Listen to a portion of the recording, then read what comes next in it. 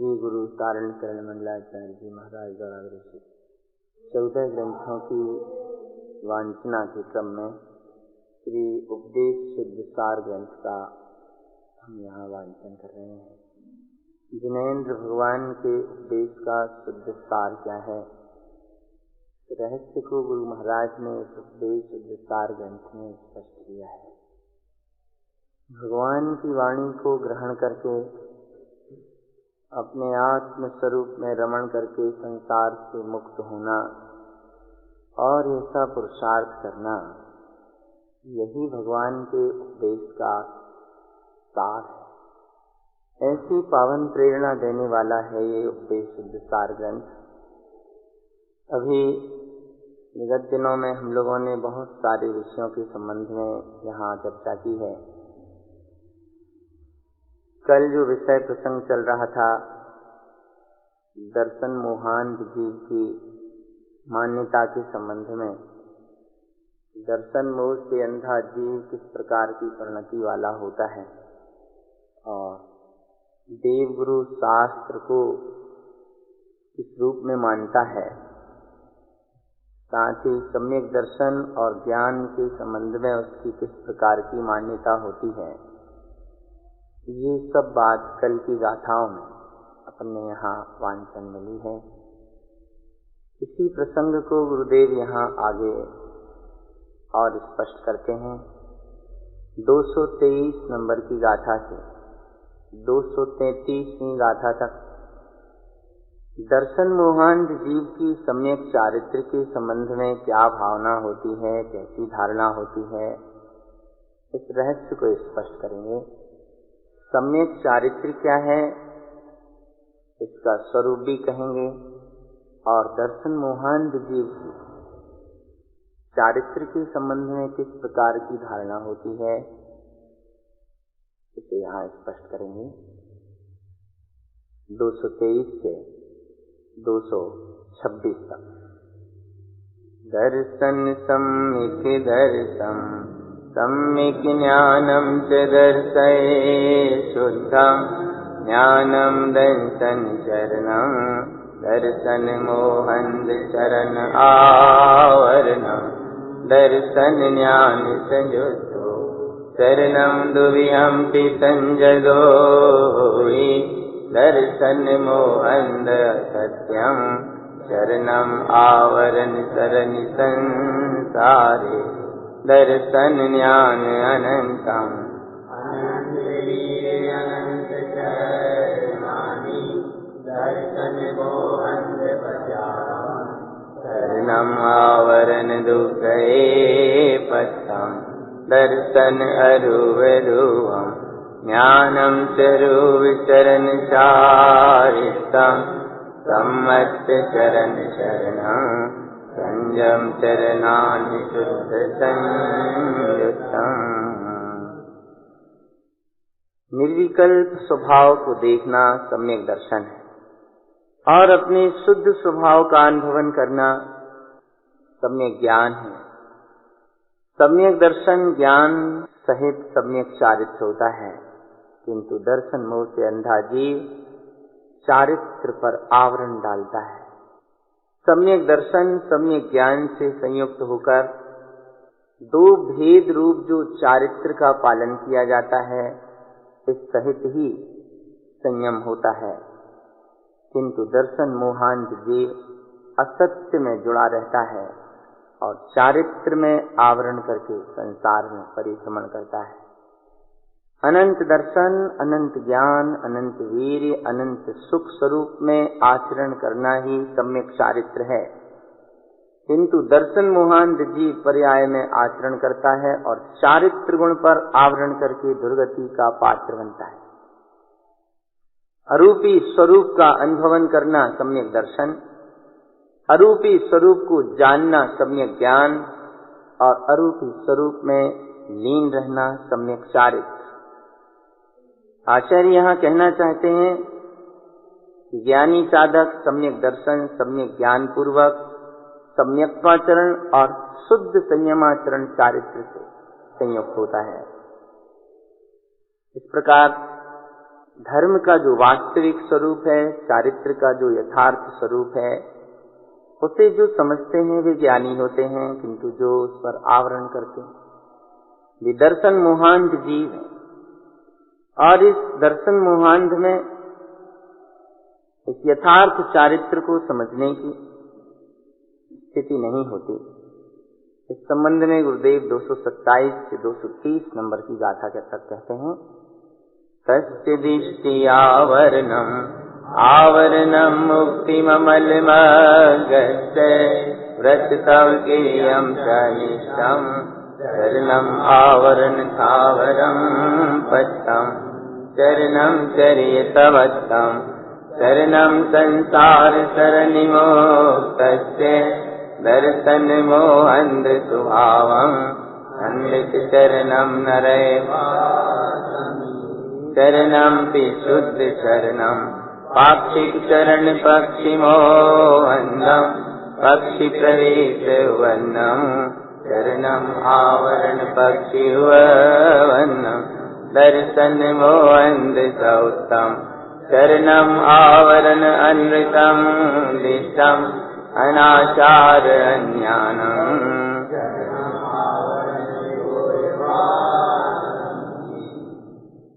226वीं कारिका में जो बात कही थी, सम्यक दर्शन ज्ञान पूर्वक, सम्यक दृष्टि ज्ञानी, सम्यक्त्वाचरण और संयमाचरण चारित्र से संयुक्त होता है।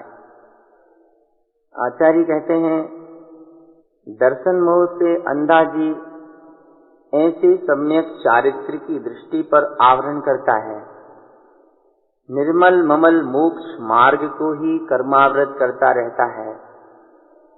दर्शन मोहांध सहित अर्थात अज्ञान सहित अनिष्ट पूर्ण परिणाम से, अज्ञान भाव से व्रत भी करता है, तप भी करता है, क्रियाएं भी करता है, किंतु यथार्थ को नहीं समझता और चारित्र पर आवरण करके स्थावर आदि गतियों का पात्र बन जाता है। चारित्र का अर्थ है अपने स्वरूप में आचरण करना और तप का अर्थ है समस्त रागादि भावों से परे होकर निज स्वरूप में स्थित होना। यह चारित्र संसार के परिभ्रमण से मुक्ति का कारण है, किंतु दर्शन मोहांध स्वभाव वाला जीव मिथ्या भाव में, विभाव परिणामों में पर में आचरण करता है और नरक में वास करने का मार्ग बना लेता है। शुद्ध स्वभाव में आचरण करना ही वास्तव में सम्यक चारित्र है, किंतु मोहांध जीव को पक्ष का आचरण होता है। वो किसी भी चीज का पक्ष लेकर उसी भाव में रहता है, उसी का आचरण करता है, उसी का चिंतन मनन, उसके अंतर में पक्ष का प्रवेश उत्पन्न बना रहता है, प्रकट बना रहता है। और जो पक्ष का परिणाम उत्पन्न हुआ है उसमें ही आचरण करता रहता है और चारित्र पर आवरण डालता है। इस प्रकार दर्शन मोहांध जीव के परिणाम को कहते हैं कि ये जीव मिथ्या भाव सहित देखता है, चारित्र पर आवरण करता है, अनाचार पूर्वक अज्ञान में रत रहता हुआ चारित्र गुण को आवृत करके निगोध में वास करता है। सम्यक चारित्र प्रत्यक्ष मुक्ति का द्वार है। इस बात को गुरुदेव आगामी कुछ गाथाओं में कहते हुए दर्शन मोहांध जीव की धारणा को साथ में स्पष्ट करते चलेंगे। 231 से 233। शरणम पिममल शरणम शरणम संयुक्त मुक्तिगमनम च दर्शन मोहंद अभावम शरणम आवरण दुख वीयमी शरणम शुद्ध सावम शुद्धम सहकारकम विकिरणम च दर्शन मोहंद शुद्धम शरणम आवरण शरणि संसारे शरणम इष्ट संयोयम इष्टम संयोइनंत दर्शन मोहन नित्यम शरणम आवरण नरयदीयमि। ममल स्वभाव में आचरण करना ही सम्यक चारित्र है। इस चारित्र से संयुक्त होने से मुक्ति की प्राप्ति होती है। किंतु दर्शन मोहांध जीव को ऐसे चारित्र का अभाव रहता है और वह चारित्र पर आवरण करके दुखों का बीजारोपण करता है। शुद्ध स्वभाव में चरण करना आचरण है। इस शुद्ध चारित्र का सहकार करने से कर्म क्षय होते हैं, किंतु दर्शन मोहांध जीव शुद्ध में आचरण करता है और चारित्र पर आवरण करके परिभ्रमण करता रहता है संसार में। अपने इष्ट स्वभाव को संजोना ही आचरण है। अनंत दर्शन स्वभाव को देखना, अनंत दर्शनमयी इष्ट स्वभाव को संजोना, यही चारित्र है। यहाँ कहते हैं कि इष्ट स्वभाव को संजोना चारित्र है, पर दर्शन मोहांध जीव अनिष्ट को देखता है और चारित्र पर आवरण करके नरक आदि दुर्गतियों का बीज बोता रहता है। दर्शन मोहांध जीव की कोई भी मान्यता यथार्थ नहीं होती और कोई भी आचरण यथार्थ नहीं होता। श्रद्धान का घड़ा जब तक उल्टा रखा है तब तक ज्ञान चारित्र की कोई भी परिस्थितियां सुलटी नहीं हो सकती, सीधी नहीं हो सकती, यथार्थ नहीं हो सकती। सम्यक दर्शन की प्राप्ति हो जिस जीव को, उसके ज्ञान और चारित्र ही यथार्थ होते हैं। दर्शन मोहांध जीव सम्यक दर्शन ज्ञान चारित्र को तो विपरीत रूप में मानता ही है। तप को भी किस रूप में मानता है, उसे यहाँ गुरुदेव 234 से 233वीं गाथा तक कहते हैं। 234-33 तवंपि अपि सहावं ज्ञान सावेन चरण सहकारं दर्शन मोहंद सत्यम तव आवरण सरणी तव पुण्य इष्ट संजोयम इष्टम सहकार दर्शन मोहंद अनिष्टम तव आवरण विषय। आत्म स्वभाव में लीन रहना, ठहरना तप है और ये तप ज्ञान स्वभाव के आश्रय से चारित्र के सहकार पूर्वक होता है। किंतु दर्शन मोह से अंधा जीव असत्य में आचरण करता है और तप पर आवरण करके संसार में परिभ्रमण करता है। अपने इष्ट स्वभाव को संजोना, इष्ट स्वभाव में लीन रहना तप है।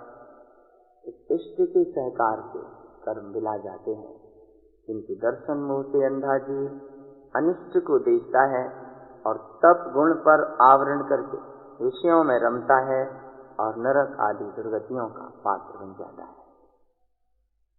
236 और 37 में इस विषय को और भी स्पष्ट करते हैं। अपसावे निलयम पर सहकार विमुक्त तव उत्तम कष्टम अनिष्ट रूपम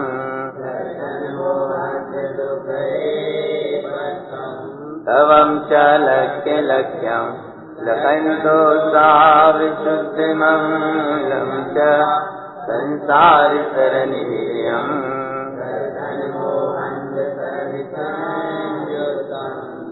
अपसहावे निलयम पर सहकार विमुक्त, पर के सहकार से छूटकर मुक्त होकर आत्म स्वभाव में निलय होना तो उत्तम तप कहा गया है। इसके अलावा अनिष्ट रूप में लगना तो कष्ट मात्र है और दर्शन मोहांध जीव ऐसे कष्टों को भोगता हुआ दुर्गति का पात्र बनता है। अपने अलग स्वभाव को लखना, ममल शुद्ध स्वभाव की अनुभूति में निरंतर लीन रहना तप है। ये तप संसार के परिभ्रमण से मुक्त कराने वाला है। किंतु दर्शन मोहांत जीव परिभ्रमण में संयुक्त बना रहता है। इस प्रकार 234 से 237वीं कारिका तक दर्शन मोहांत जीव की तप के बारे में क्या धारणा होती है, अज्ञानी जीव किस प्रकार बेभूल रहता है, इस बात को गुरुदेव ने स्पष्ट किया। आगे 238 नंबर की कारिका से 245वीं गाथा तक जिस संसार में ये दर्शन मोहांत जीव रहता है उस संसार के स्वरूप को ही सही नहीं समझता। ज्ञानी इसके स्वरूप को समझते हैं और दर्शन मोहांत जीव संसार में रहता है, लेकिन संसार के स्वरूप को किस प्रकार से देखता है, किस प्रकार से मानता है, इस रहस्य को 238वीं गाथा से यहाँ गुरुदेव ने स्पष्ट किया है। 238 से 241 संसारे विरयन्तो संसारे सरनि सरन्ति नहो पिष्टम् ज्ञानी ससंग मुक्तम्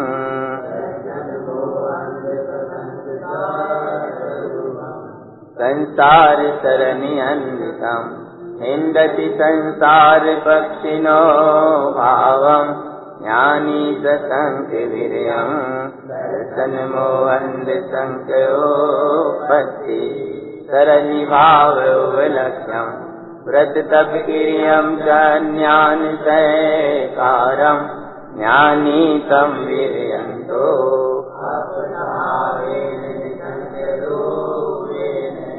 सर्वस्य अनेय भावम् दानम् क्रियम् च विकरूपेण ज्ञानी तम् विरयन्तो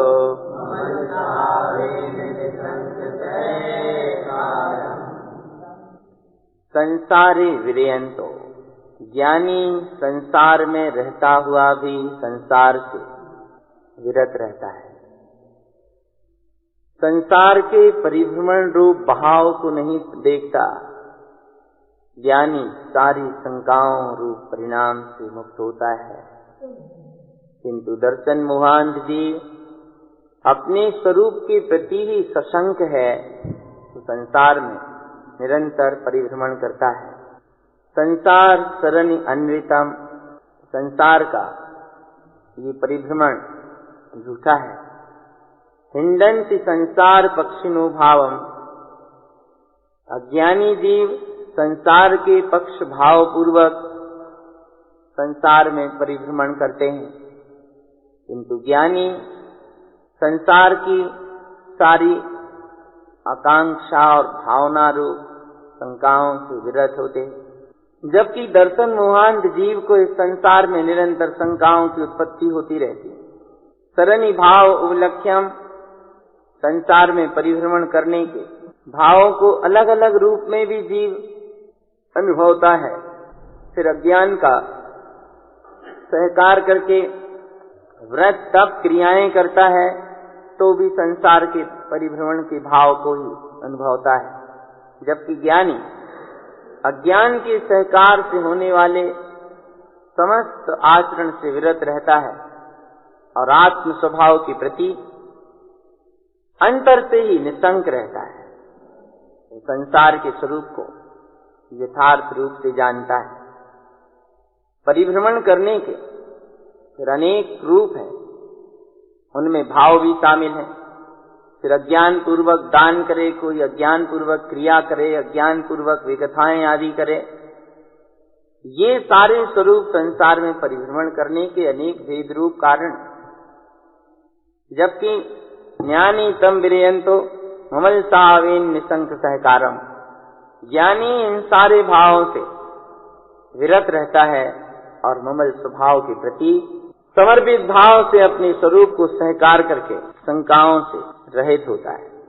संसारी जीव संसार के दुनिया भर के प्रपंच पाखंड में उलझे रहते हैं, किंतु ज्ञानी जानता है कि संसार के प्रपंच पाखंड सब मिथ्या है। एक धर्म ही शरण है, सत्य ही शरण है। ऐसा निर्णय करके चलता है, उसकी दृष्टि अपने आत्म स्वभाव पर रहती है। यहाँ गुरुदेव 242 से 245 इन 4 गाथाओं में भी उस संसार के स्वरूप की ही परिस्थिति को स्पष्ट कर रहे हैं। संसार मंत्र तंत्रम टोटक स्वभाव टेकनंताई ज्ञानी विमुक्त भावम ज्ञान सावेन संकर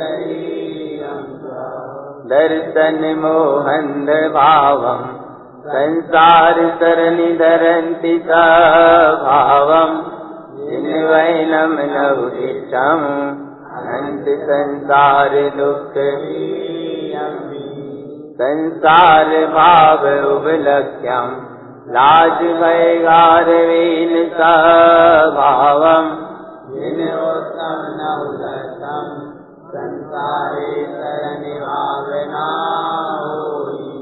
संसार सरनि शोधम अभावम भाव सरनि शुभे शुद्धम जिन समयम नव विषय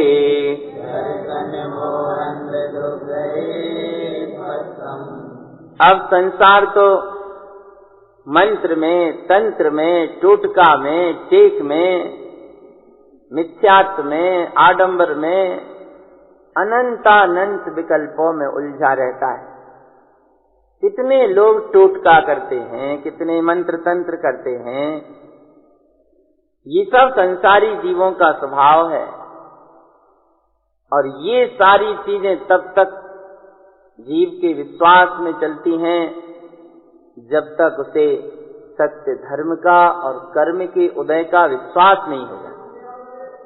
क्योंकि मंत्र तंत्र कहीं हाथ लगाने वाले नहीं हैं, टोटका टेक किसी को मृत्यु से बचाने वाला नहीं है, और कर्म का उदय आता है तो ये सब हाथ नहीं लगा पाते।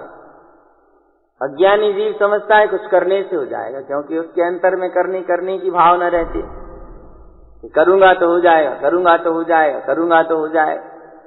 और ये विश्वास नहीं होता कि कर्म का उदय आएगा तो अच्छे अच्छे लोगों की योजनाएं फेल हो जाती। जब कर्म का उदय आता है तो सारी प्लान धरी रह जाती हैं और कर्म का उदय अपना काम करके चला जाता है। तो अज्ञानी जीव इन सारी चीजों में उलझता है और ज्ञानी विमुक्त भावम, ज्ञानी इन सारे भावों से विमुक्त रहता है। ज्ञान स्वभाव के आश्रय से रहता है, इसलिए उसे कोई भी शंका नहीं होती। जानता है कि परिणमन सब क्रमबद्ध है, सब समय की योग्यतानुसार सब कुछ चल रहा है। जिस समय जिस जीव का, जिस द्रव्य का जैसा जो कुछ होना है वह अपनी तब समय की योग्यतानुसार हो रहा है और होगा। इसे कोई चाल फेर बदल सकता नहीं। जब बदल ही नहीं सकते तो शंका क्या करना, विकल्प क्या करना। और फिर इस निर्णय के साथ स्वभाव का फैसला है कि मैं आत्मा सिद्ध के समान शुद्ध आत्मा हूँ। इस शरीर आदि से भिन्न मैं एक अखंड अविनाशी चैतन्य तत्व भगवान आत्मा हूँ। ये शरीर आदि मैं नहीं और ये मेरे नहीं। इतना ही तो निर्णय करना है। आत्मा ज्ञान स्वरूप है, मैं सबको जानने वाला हूँ। जानना मेरा स्वभाव है, करना धरना भोगना मेरा स्वभाव नहीं। अपने को कर्ता मानना, पर का भोगता मानना, ये सब अज्ञान मिथ्यात्व दर्शन मोहांध इसी का तो नाम है। दर्शन मोहांध क्या है? कोई अज्ञानी जीव को अलग से किसी ने रचित नहीं किया है। एक खाते अलग नहीं बनाए हैं कि जे दर्शन मोहांध अज्ञानी है, जे ज्ञानी है। मान्यताएं जिस जीव की भी विपरीत हैं, मिथ्यात्वमय हैं, कर्तृत्व भोक्तृत्वमय हैं, पराश्रित हैं, बस यही दर्शन मोहांध है। और दर्शन मोहांध जीव संसार में रस लेता है, संसार की रुचि रखता है, दुनिया भर के मंत्र तंत्र टोटका टेक में लगा रहता है, क्योंकि उसे न धर्म पर श्रद्धा होती और न कर्म का विश्वास होता। और संसार में वही जीव ये सारे प्रपंच फैलाता है जिसे कर्म पर विश्वास नहीं होता। कर्म पर विश्वास होने वाला जीव दृढ़ रहता है कि जो होना है वो होगा। कर्म के उदय को भगवान भी नहीं टाल सकते, तो अपनी तो बात ही क्या। और कर्म का उदय आए बिना रहता नहीं। आज पुण्य है, कल पाप हो सकता है, आज साता है, कल असाता आ सकती है, आज सुख है, कल दुख हो सकता है, आज दुख है, कल सुख हो सकता है, क्योंकि ये तो कर्म परिवर्तनशील है। इनका काम ही बदलते रहने का है और इन्हें कोई भी टाल नहीं सकता, फेर नहीं सकता, बदल नहीं सकता। जो लिखा है, बंधा है, सत्ता में पड़ा है, वो उदय में आएगा। तो संसारी जीव मंत्र करे, तंत्र करे, टोटका करे, ठीक करे, ये सब अज्ञान भाव है। ज्ञानी विमुक्त भावम, ज्ञानी इन सारे संसार के मंत्र तंत्र टोटका टेक से विमुक्त होता है, क्योंकि जानता है वो अपने ज्ञान स्वभाव को और शंकाओं से रहित होता है। और दर्शन मोहंत भावम, दर्शन मोहंत जीव विपरीत भाव सहित संसार में परिभ्रमण करने के स्वभाव को ही धारण करता है, माने विपरीत भाव में ही उलझा रहता है। जिन वैनम न उदिच्छम, जिनेन्द्र परमात्मा के वचन मोह पर उसे श्रद्धान विश्वास नहीं होता और अनंत संसार के दुखों का बीज बोता है। जब तक व्यक्ति के भीतर लाज भय और गारव का स्वभाव है, अपने भीतर संसार कब तक है, थर्मामीटर दिया है अपने आप का मूल्यांकन करने के लिए कि अपने भीतर संसार कब तक समझें। 3 परिणाम दिए हैं। लाज भय गार वेन स्वभावम, जब तक अंतर में लाज भय और गारव का भाव है तब तक संसार भाव अंतर में बसा रहता है। और इस संसार भाव के लगे रहने के कारण जिन उत्तम नहु लक्ष्यम, फिर ये जीव जिनेन्द्र परमात्मा के कहे वचनों को नहीं लगता, नहीं पहचानता, उसकी संसार में परिभ्रमण करने की भावना ही होती रहती।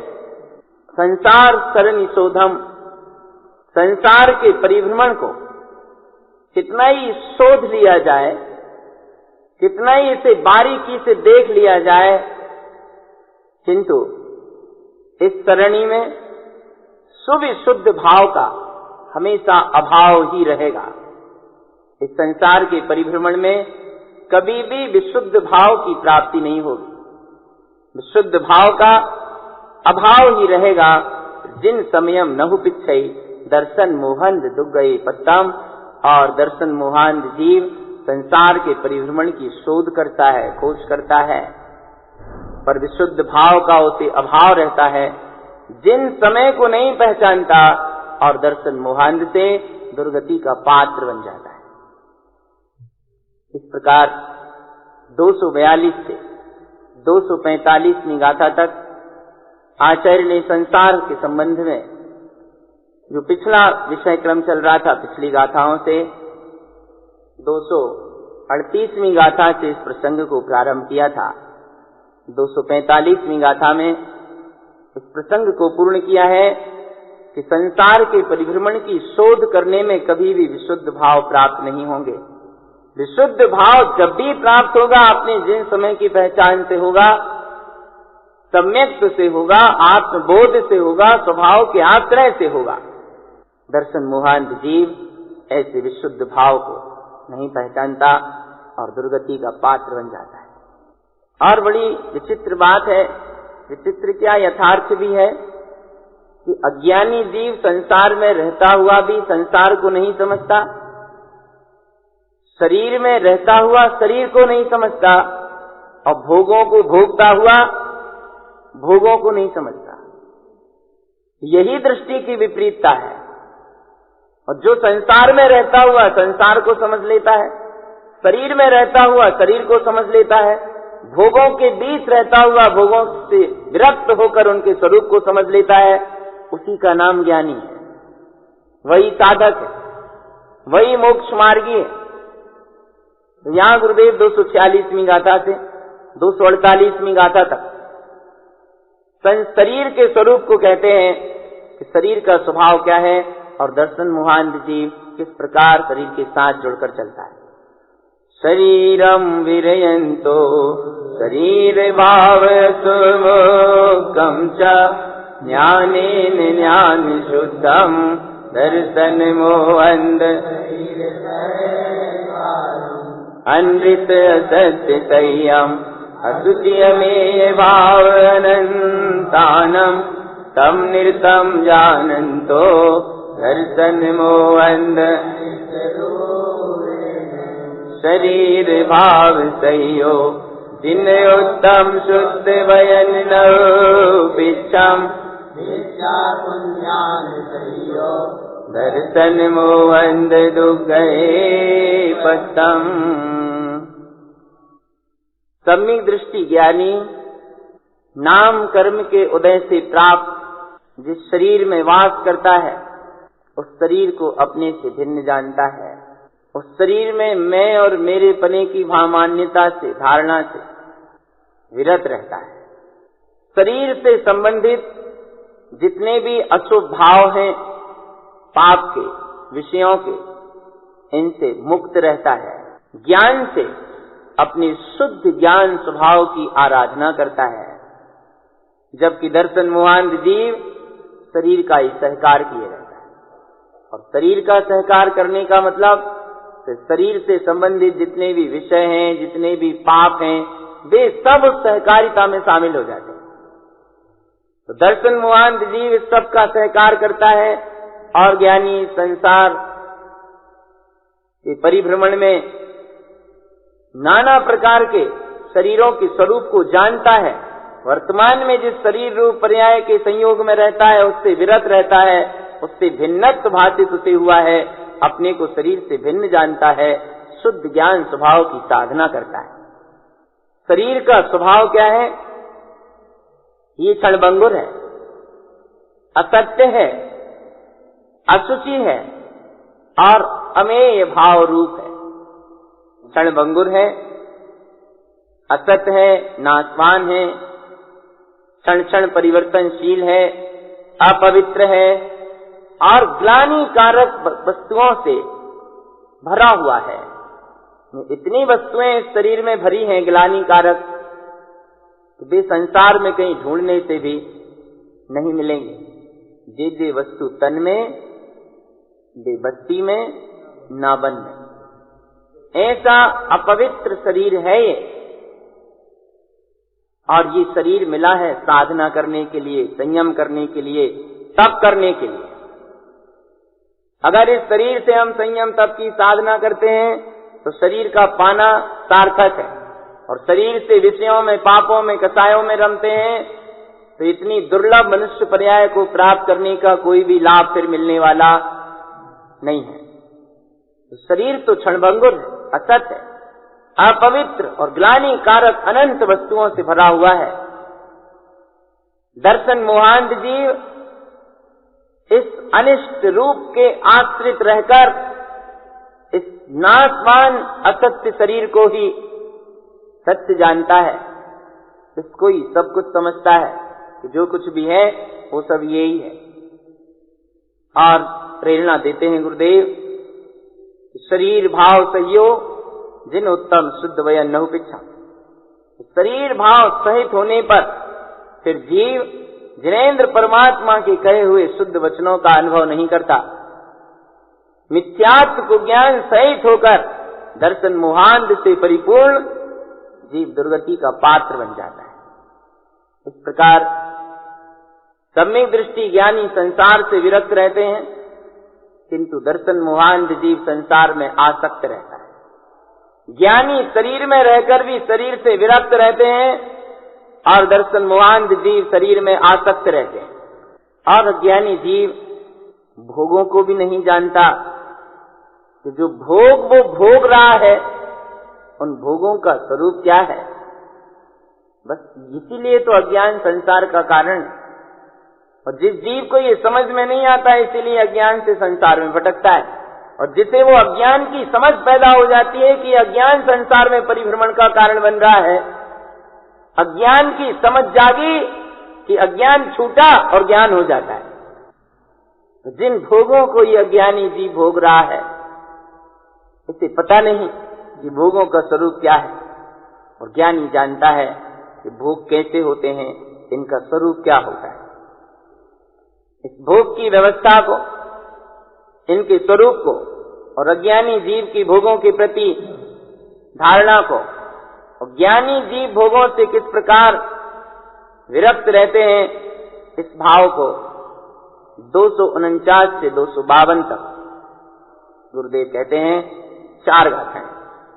भोगम अनिष्ट रूपम अनिष्ट भावेन सरनि संसारे अनृत भाव सभोगम दर्शन मोहंद अनृत भोगम च भोगम संसार स्वभावम उपभोगम अभाव भाव अनिष्ट भोग सौतम दर्शन मोहंद सुष्ट भोगम च भोगम भोग स्वभावम विकाविशन विषय भाव भोगम आलापम शुद्ध भावम दर्शन मोहंद अनिष्ट भोगम च भोगम नंत विशेषम अन्यानम तव वैकिल्य विकर्षयुक्तम वैनम न शुद्ध वैनम अनिष्टिरूपेण अंध। भोगम अनिष्ट रूपम, भोग अनिष्टकारी है, और इस अनिष्ट भाव से दर्शन मोहांध जीव संसार में परिभ्रमण करता है। भोगों के भाव सब क्षणिक हैं, लेकिन दर्शन मोहांध जीव इन क्षणिक भोगों को भोगने में ही लगा रहता है। भोग संसार के स्वभाव रूप हैं, संसार के कारण रूप हैं, और जीव भोग के साथ उपभोग भी करता है। इस भोगोपभोग के संसार स्वभाव में अपने स्वयं के भाव की पहचान का जीव को अभाव होता है। ये भोग अनिष्टकारी कहे गए हैं, दुखदायी कहे गए हैं, तो दर्शन मोहन सुष्ट भोगम, दर्शन मोह से अंधा जीव इन भोगों को भले समझता है, हितकारी समझता है, प्रयोजनीय समझता है। भोगों का तो स्वभाव भोगने का है।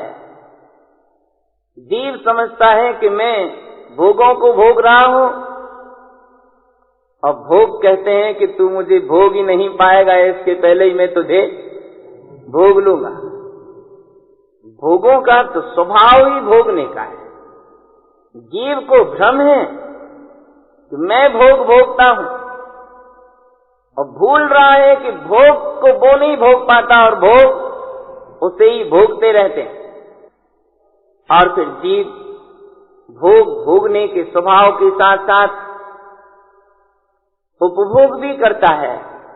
कैसे?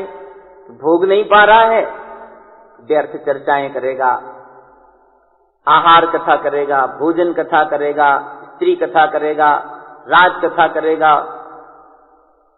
विकथाओं में लगा रहता है।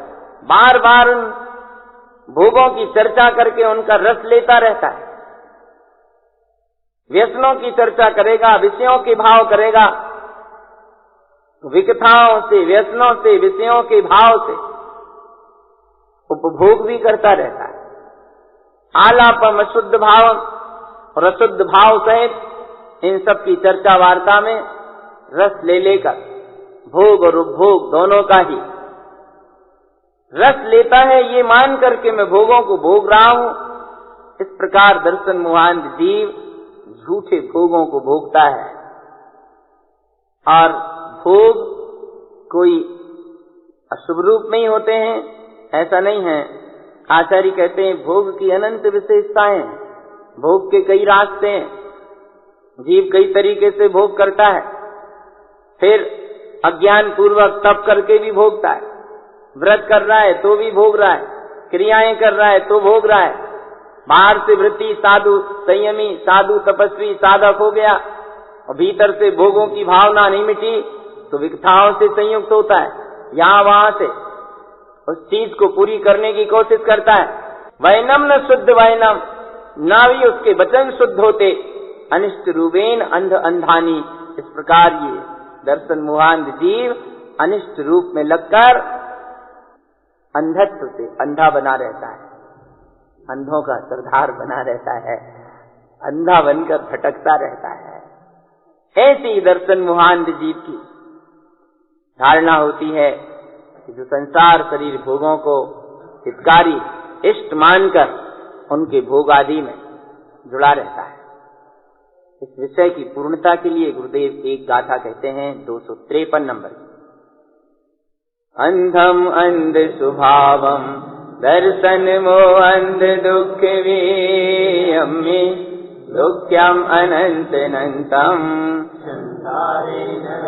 गोयवासम्मे।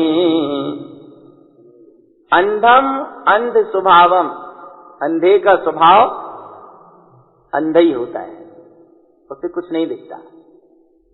और दर्शन मोहांध जीव इस अंध स्वभाव में लगा रहकर दुखों का बीज बोता है, अनंतानंत दुखों को निमंत्रण देता है और संसार में नरक निगोद आदि दुर्गतियों में वास करता रहता है, परिभ्रमण करता रहता है, भटकता रहता है, दुख भोगता रहता है।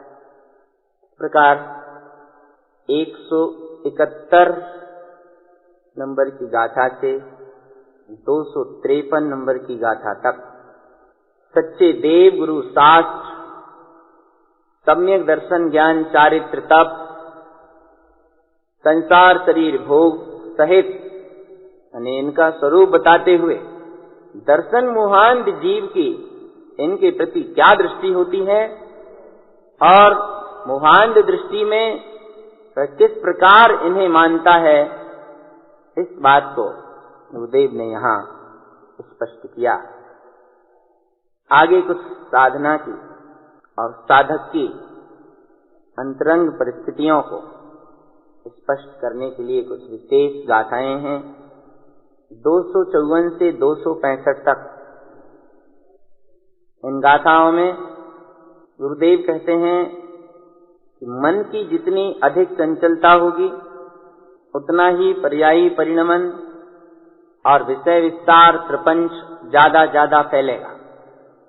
और मन की चंचलता पैदा होती है दृष्टि के परोन्मुखी होने से। दृष्टि जितनी अधिक परोन्मुखी होगी मन उतना ही सक्रिय होगा और दृष्टि जितनी जितनी आत्मोन्मुखी होगी मन उतना शांत होता चला जाएगा। दरअसल मन का जो स्वभाव कहा गया है कि मन चंचल है, ये मन की अपेक्षा से कहा गया है। मन को चंचल करने में उपादान कारण है अपनी दृष्टि, अपना उपयोग, अपनी रुचि। अपन स्वयं मन के विचारों में रस लेते हैं, बहते हैं, इसलिए मन सक्रिय हो जाता है। और मन की जहाँ सक्रियता होती है कि पर्यायी परिणमन, फिर ये संसार, फिर तो सारा फैलाव, जड़ है अपनी दृष्टि मन में लगना। इससे मन की चंचलता, इंद्रिय विषयों की प्रगटता, ये सारे काम होते हैं। फिर गुरुदेव ने इन गाथाओं में इनसे छूटने का उपाय भी बताया है। ज्ञान दृष्टि का और मन का क्या संबंध है, इस रहस्य को भी संक्षेप में गुरुदेव ने स्पष्ट किया है। गाथा 254 से 256। उत्पन्नम मन चवलम अनंत विशेषेन परजाव संदिष्टम चेयन नंद स्वरूपम अपसावेन कम मन चवलम वन्नम संसार स्वभाव परजावनुरक्तम अपसावम पिच्छति परजय विरतस्य कम्मिकिपीहुनम परजय साव उत्तम शरीर संसार भाव वन्नम हितकारित अनुमतयम्।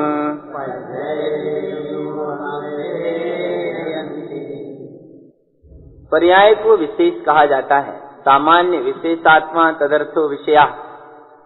सम्यक ज्ञान सामान्य विशेषात्मक पदार्थ को जानता है। सामान्य माने स्वभाव, विशेष माने पर्याय।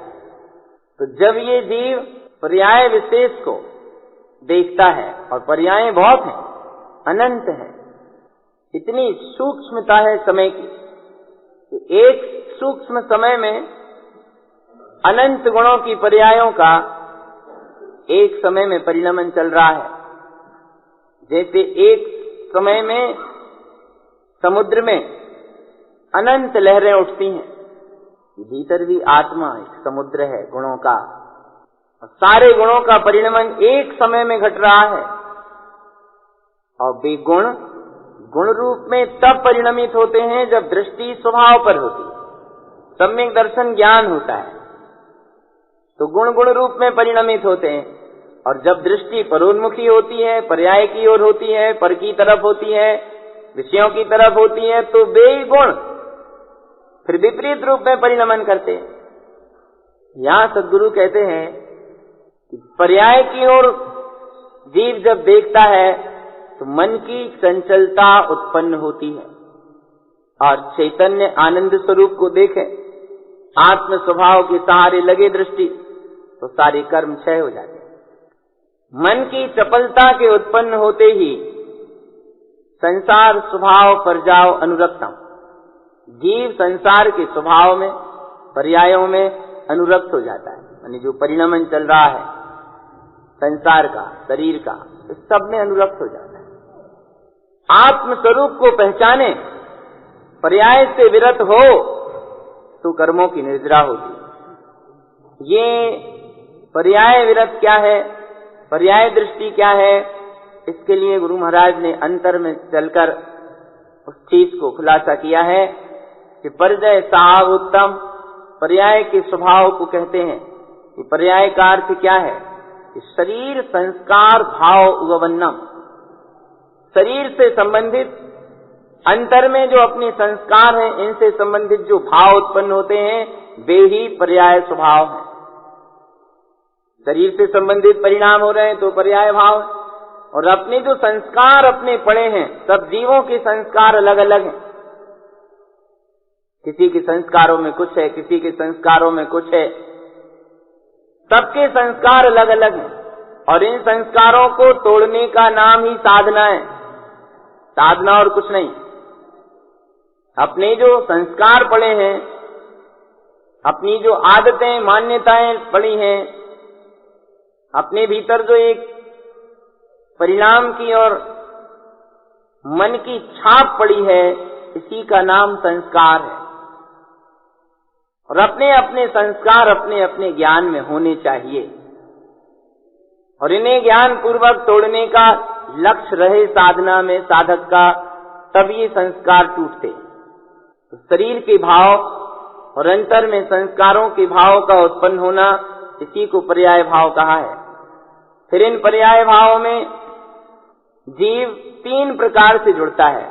या तो इन शरीर संस्कार के परिणामों को स्वयं करता है, कराता है, या करते हुए जीवों की अनुमोदना करता है, अनुमति देता है। किंतु पज्जय विविरियु कम विरयंती, इन पर्यायी संस्कारों से दृष्टि पलटे, स्वभाव की दृष्टि हो, तो ये कर्म क्षय होते हैं, विरत होते हैं। और जब शरीर और संस्कार के भाव की उलझन में दृष्टि उलझ जाती है, जीव उस ओर देखता है, तो फिर क्या क्या करता है, क्या क्या घटता है, इसे यहाँ गुरुदेव आगे की गाथाओं में कहते हैं 257 से 260। इंदी सुभाव दिक्षम अनिष्ट संजोय सरनि संसारे, जिन्वैनम पिच्छन्तो अतीन्द्रिय भाव इंदि विरयन्ति, जम इंदि सावम तम जाने सयल,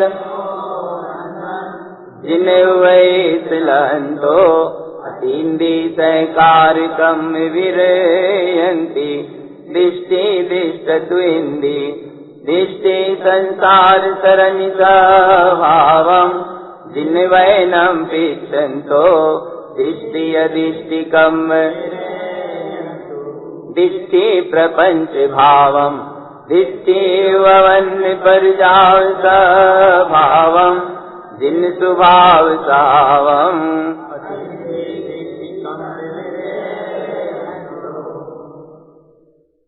शरीर संस्कार और पर्याय भाव में लगने से इंद्रिय स्वभाव दिठम, इंद्रिय स्वभाव दिखाई देता है, यानी पांचों इंद्रियों के विषय दिखाई देते हैं और ये विषय अनिष्टकारी हैं।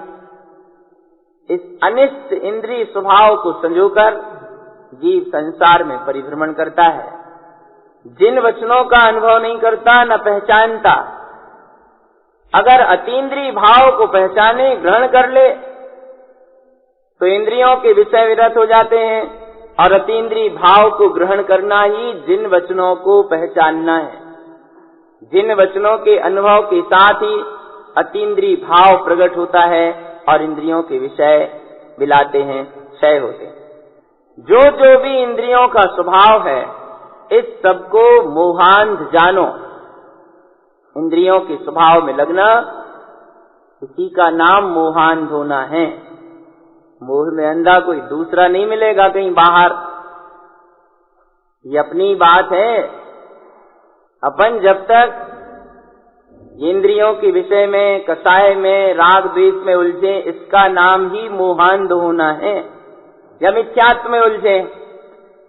जब तक छायक सम्यक दर्शन ना हो तब तक तीन मिथ्यात्व और चार अनंतानुबंधी का अस्तित्व तो किसी ना किसी रूप में बना ही हुआ है ना। छायक सम्यक दर्शन हो जाए तो ये क्षय होते हैं और अपनी दृष्टि जरा और उसमें उलझ गई, अंधे हो गए अपन उन परिणामों में, इसी का नाम मोहांध है। अगर श्रद्धांत से संबंधित हुए तो दर्शन मोहांध, और विषय कसाय राग द्वेष में मोहांध हुए तो चारित्र मोहांध। दो ही तो भेद हैं। इसलिए यहाँ गुरु महाराज ने दर्शन मोहांध नहीं कहा। यहाँ देखो इंद्रिय स्वभाव में, पीछे तो दर्शन मोहांध की बात मतलब मिथ्यात्व से संबंधित थी, यहाँ केवल मोहांध कहा है। इंद्रिय स्वभाव में जीव लगता है, इस सब को मोहांध जानो। जिनेन्द्र परमात्मा के उपदेश को प्राप्त करने पर अतीन्द्रिय स्वभाव का सहकार करो तो ये कर्म छूटेंगे, कर्मों से मुक्ति होगी। दृष्टि दिष्टतु इंद्रिय, दृष्टि जब इंद्रियों के विषयों को देखती है तो ये दृष्टि संसार के परिभ्रमण स्वभाव रूप काम करती है।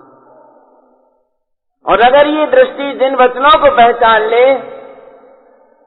जिनेन्द्र परमात्मा के वचनों को स्वीकार कर ले, तो इस दृष्टि के बल से जो कर्म दिखाई नहीं दे रहे वे, और जो दिखाई दे रहे हैं वे, सारे के सारे कर्म क्षय हो जाएंगे। माने उदय में जो कर्म आ रहे हैं वे भी क्षय हो जाएंगे, और सत्ता में जो कर्म पड़े हैं वे भी सब क्षय हो जाएंगे। तो पर्याय स्वभाव के संस्कार से संबंधित बात यहाँ गुरु महाराज ने स्पष्ट की है।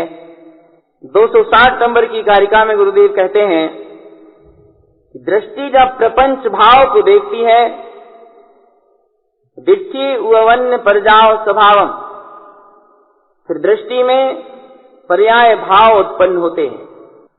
जिन स्वभाव सहावम, अगर अपने जिन स्वभाव को जाने, अतीन्द्रिय स्वभाव को ग्रहण करे, तो दिट्ठी अतीन्द्रिय दिट्ठी कम विरयंतो, अतीन्द्रिय स्वभाव की दृष्टि से कर्म भी विरत हो जाते हैं। और दृष्टि की विशेषता को गुरुदेव आगे लिखते हैं 261 से 263 तक। दिट्ठी विभ्रम रूपम उत्साह उच्चाय दिट्ठी सहावम, जन रंजन जन उत्तम अतीन्द्रिय भाव कम, दिट्ठी अनंत रूपम जन रंजन कल सावसन, दिट्ठी ज्ञान साव उत्तम अपसावीन कम, दिष्टि मन उपपत्ति दिष्टि दिष्टि अभाव भय उत्तम ज्ञान सावनम अपसावेन दिष्टि विभ्रम रूपम। जब दृष्टि विभ्रम रूप की होती है, माने विभ्रम रूप से किसी चीज को जानने की, समझने की या विषयों के प्रति विशेष उत्साह की दृष्टि, शंका कुशंका, ये सब विभ्रम के अंतर्गत है। और जब दृष्टि विभ्रम रूप वाली होती है तो उसी का उत्साह, उसी का उत्साह, वो दृष्टि उसी स्वभावमय हो जाती है।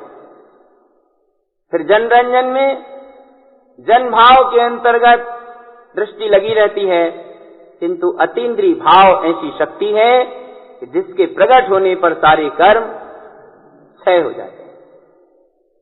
दृष्टि के अनंत रूप हैं। कभी ये जनरंजन में जाती है, कभी शरीर के स्वभाव में जाती है, कभी मनोरंजन के स्वभाव में जाती है।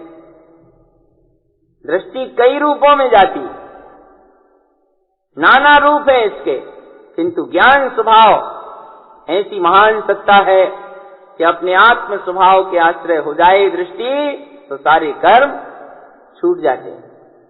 इस दृष्टि से ही मन की उत्पत्ति होती है। और दिष्टि दिच्छे अभाव भय उत्तम ज्ञान सहाव उन्नम। जब दृष्टि में ज्ञान स्वभाव की उत्पत्ति का अभाव दिखाई देता है तो भय होते हैं। आत्म स्वभाव के आश्रय से दृष्टि रहे तो सारे दुख छूट जाते हैं। दृष्टि से मन उत्पन्न होता है। जब तक दृष्टि में अपना ज्ञान स्वभाव उत्पन्न हो रहा है, ऐसा दिखाई नहीं देगा, उसका अभाव होगा, तो स्वभाव के बिना भय होते हैं। स्वभाव के आश्रय से निर्भयता होती है और अपने स्वभाव के सहारे दृष्टि रहती है तो सारे दुख समाप्त हो जाते हैं, छूट जाते हैं। इस दृष्टि के संदर्भ में गुरुदेव और दो गाथाएं देकर इस विशेष साधना की संधि को स्पष्ट कर रहे हैं। गाथा 264-65। दिष्टिनन्त विशेषम अन्मोयम पज्जाव भाव भावम ज्ञान सावम शुद्धम दिष्टि विशेषिकम दिष्टि अनंत रूपम पज्जय स्वभाव दिष्टि अन्मोयम दुःखैकमं सावम ज्ञान सावेनिकम। दृष्टि की अनंत विशेषताएं हैं।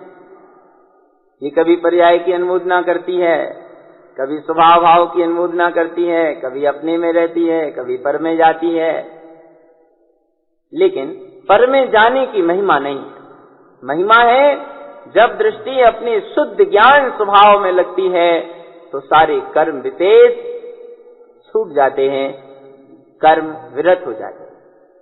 दृष्टि अनंत स्वरूप वाली है। दृष्टि नाना प्रकार के भेदों को जानती है, देखती है।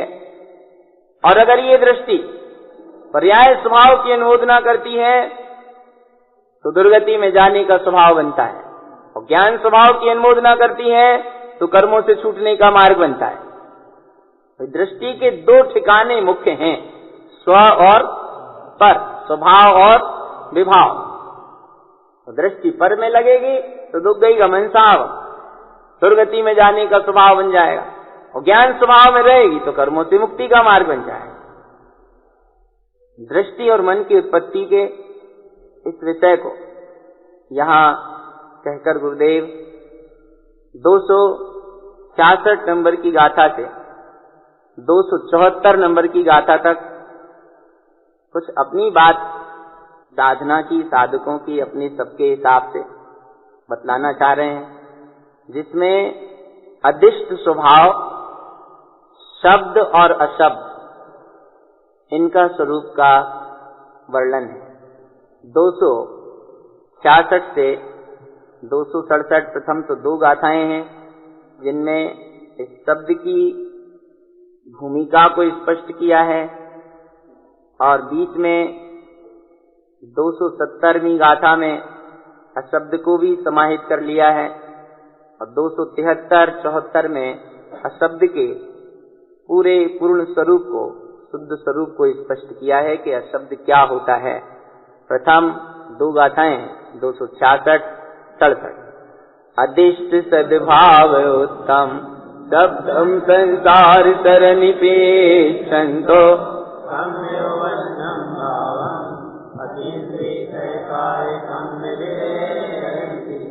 शब्दम च शब्दरूपम रसनिकसनितन्ति तारभूकं च शब्दसाविसगमम् अतीन्द्रियकारकं विरयन्ति। अब अदिष्ट स्वभाव को कहते हैं, माने जो आंखों से दिखाई नहीं देता, ऐसे अदिष्ट स्वभाव को कहते हैं। इस अदिष्ट स्वभाव में 2 भेद हैं, एक शब्द रूप और दूसरा अशब्द रूप। तो शब्द जो है वे संसार के परिभ्रमण रूप को अनुभव कराते हैं, कर्म भाव को उत्पन्न कराते हैं, माने शब्दों के भाव कर्मों की उत्पत्ति में कारण है, शब्द संसार के परिभ्रमण में कारण है। अतीन्द्रिय स्वभाव का सहकार हो तो कर्म छूटते हैं और शब्द तो शब्दों के रूपमय है। फिर ये 5 प्रकार से सुनाई देते हैं, रसनी, कसनी, तंती, तार और फूक। ये सब वाद्य यंत्र हैं, ये सब वाद्य यंत्र हैं जिनसे शब्द निकलते हैं।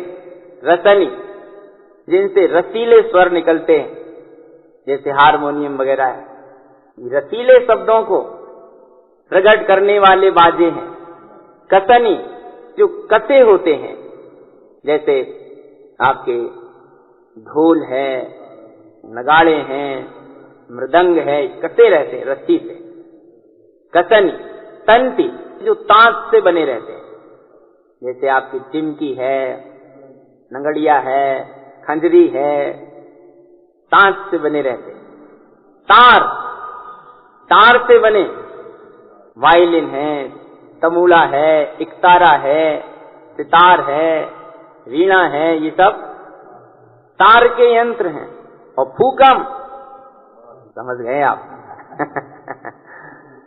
फूक से जो स्वर निकलते हैं बांसुरी से निकलते हैं।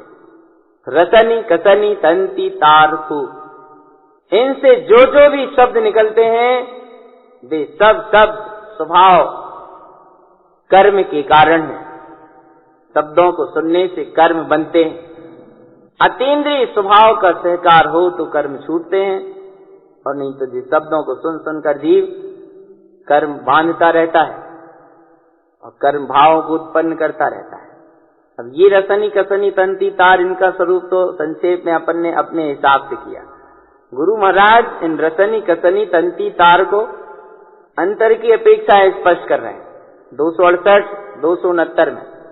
रसनस्य रसन भावम कसनस्य कम भावोपत्ति तंती अनंत भावम अतीन्द्रिय सहकारकम विरयन्ति तारम नन्ति विशेषम फूकम कम्मान भाववन्नम शब्द साव शुद्धम अतीन्द्रिय भावकम। रसनस्य रसन भावम, जिन भाव में रस ले रहे हो वे रसनी हैं, और जो कसने वाले कर्म भाव उत्पन्न होते हैं, कर्मों से बांधते हैं, वे कसनी। तांत जैसे पतले अनंत भाव हैं। अतीन्द्रिय स्वभाव का सहकार करो तो कर्म छूटेंगे। तार है जो नाना प्रकार की पर्याय हैं, पल पल में जो परिणमित हो रही हैं, और फूक है ये कर्म भाव जो अंतर में उत्पन्न होते हैं कर्म के उदय के निमित्त से। ये सब शब्द स्वभाव अशुद्ध हैं। अतीन्द्रिय भाव को ग्रहण करो जिससे कर्म क्षय हो। अब ये शब्द कुछ अशब्द की तरफ भी ले जाते हैं, कुछ बाहर की तरफ ले जाते हैं। 270वीं गाथा में अशब्द की दृष्टि संक्षेप में कही है, और इस शब्द को ही 272 तक विशेष रूप से लिया है। 270, 71, 72 शब्दम अशब्द दिच्छी शब्दम सुअसुकम बंधानम संसार सरनिगूढ़म अपसावेनिकम शब्दम च सुहम दिच्छम पुण्य सहकारकम उपत्ति पुण्य पाववन्नम ज्ञान सावेनिकम विरयन्ति शब्दम पर आनंदम शब्दम पज्जाव भाव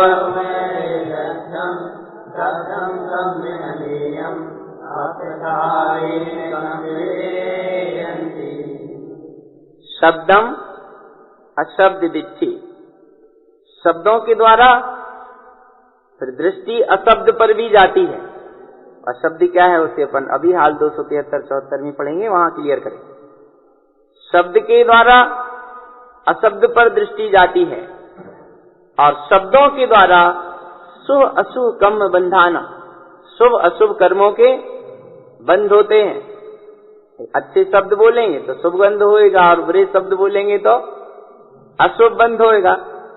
शब्दम शुभ अशुभ कर्म बंधानम, और शब्दों के द्वारा शुभ अशुभ कर्म का बंध करके संसार सरनिगूढ़म, संसार के परिभ्रमण में डूबता रहता है।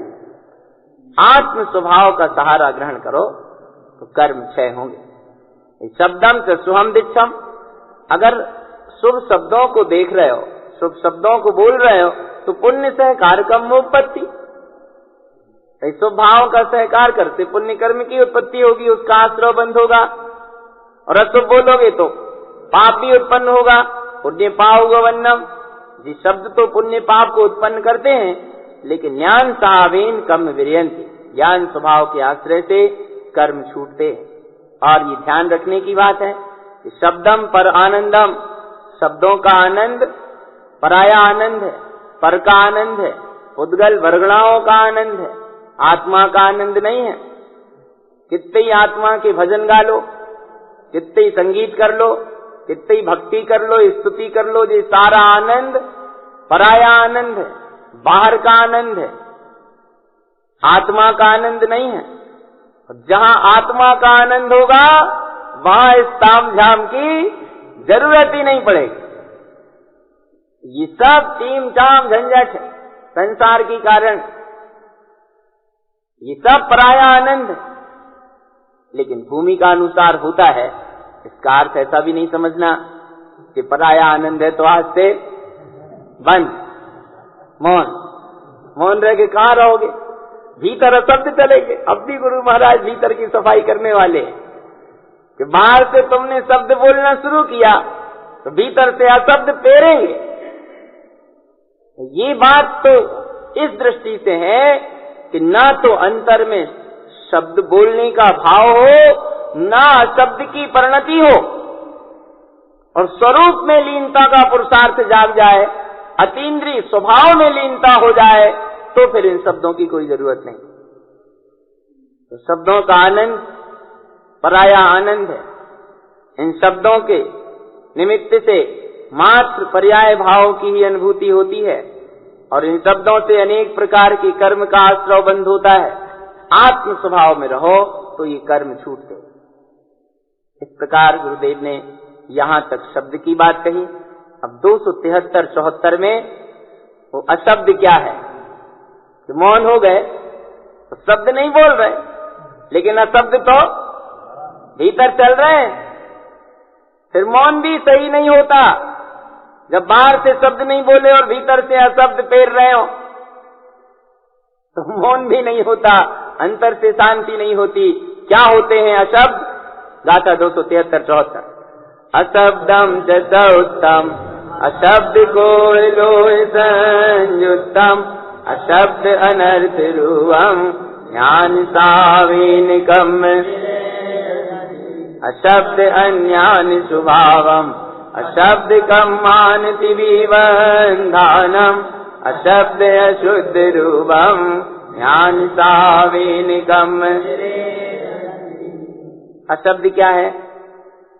अशब्द के स्वरूप को कहते हैं क्रोध और लोभ आदि विभाव परिणामों में जुड़ना ही अशब्द है। अंतर में जो विभाव परिणाम चल रहे हैं, लोभ के, क्रोध के, मान के, राग के, मोह के, जितने जितने भी प्रकार के परिणाम हैं, इन परिणामों से संयुक्त होना, इसी को अशब्द कहा है। और ये अशब्द अनर्थकारी है। अब वो शब्दम अशब्द की जो बात आई थी ऊपर, शब्द से अशब्द पर भी दृष्टि जाती है।